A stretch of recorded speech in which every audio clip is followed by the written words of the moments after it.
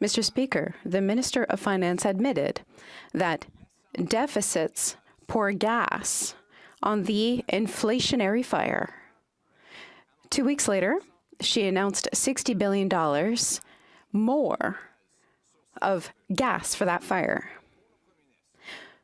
For the Prime Minister, how much is that inflationary deficit that she added in this budget alone increase the rate of inflation on the backs of Canadians? How much?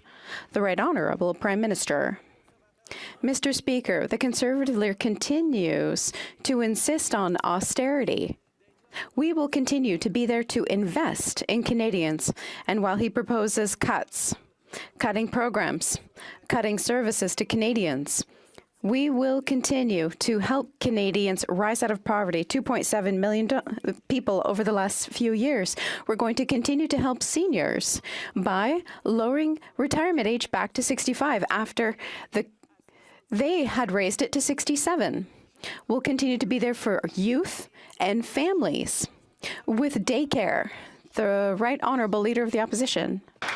Le 1 sur 5 Canadiens. 1 out of 5 Canadians are skipping meals because they can't pay for their groceries.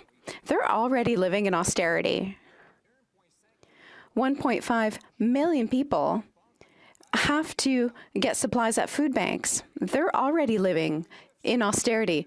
The 9 out of 10 young people who believe they will never be able to buy a home are living in austerity. The only person who isn't is the Prime Minister, because he's causing austerity for everyone else. How much is that additional $60 billion in his budget going to add to inflation? The Right Honourable Prime Minister.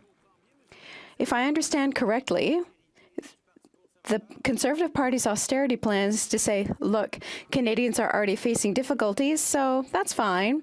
We'll just add on with fewer expenditures, fewer investments, and less assistance for families who need it. Maybe that's why they voted against the dental care program that we're offering to children. 300,000 children from coast to coast can access dental care, which they couldn't get before. 1,500 in his riding of Carleton, but he voted against it because for him, austerity is the principle to maintain above all.